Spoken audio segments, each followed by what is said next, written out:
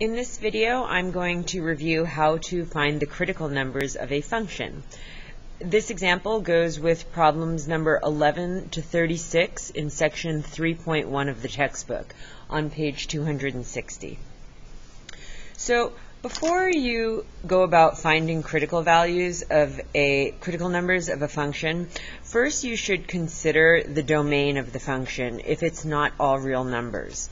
And so you were looking for when the function might be undefined.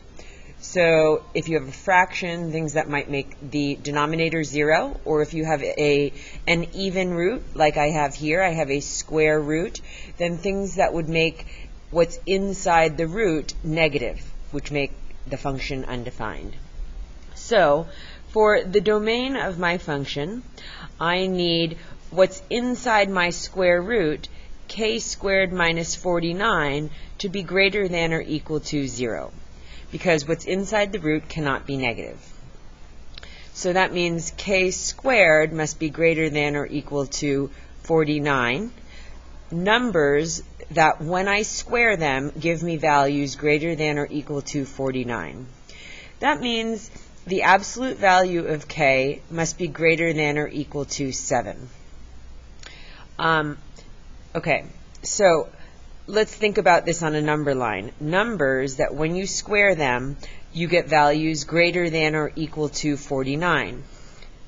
Well, that is going to include 7 and all numbers greater than 7, and negative 7 and all numbers less than negative 7.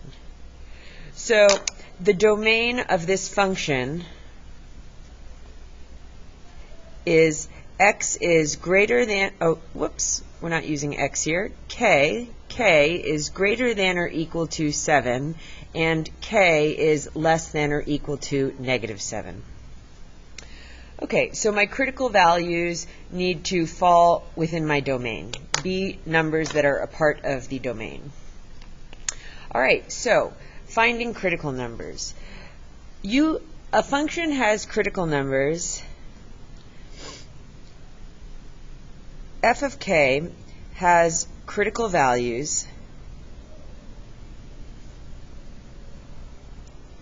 when the derivative of f of k is either 0 or undefined. So there are two cases. When, number 1, the derivative f prime of k equals 0, or number 2, the derivative of prime of k is undefined.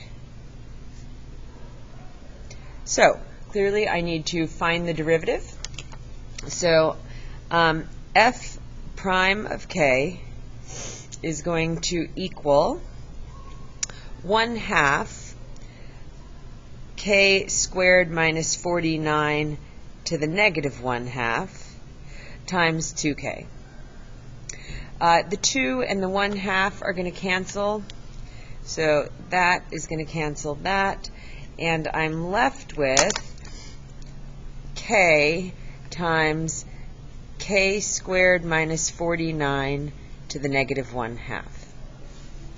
Now I find it's always nice to, if I can, rewrite my derivative as a fraction. I think it's a little bit clearer where the critical numbers are coming from if you do that. So I'm going to say f prime of k equals k over the square root of k squared minus 49.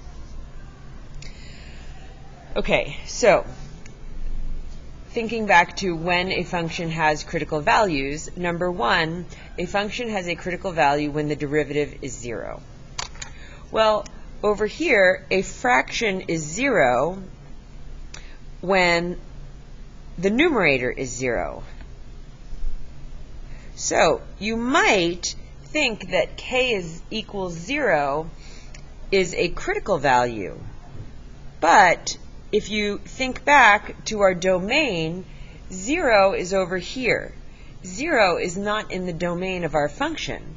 So it's a good thing we considered the domain first, because that is not going to be a critical value but, I'm going to write here, but k equals 0 not in the domain. So that, therefore, it cannot be a critical value.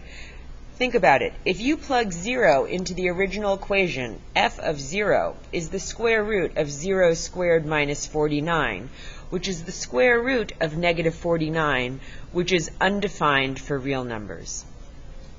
All right, so let's go on to number 2. A function has critical values when the derivative is undefined. Well, a function or a fraction is undefined when the denominator equals 0. So let's solve this equation. So, let's scoot up a little there. The denominator is equal to 0 when the square root of k squared minus 49 equals 0. So I'm going to square both sides, and I get k squared minus 49 equals 0, or k squared equals 49. And when I take the square root, I get k is 7 and negative 7.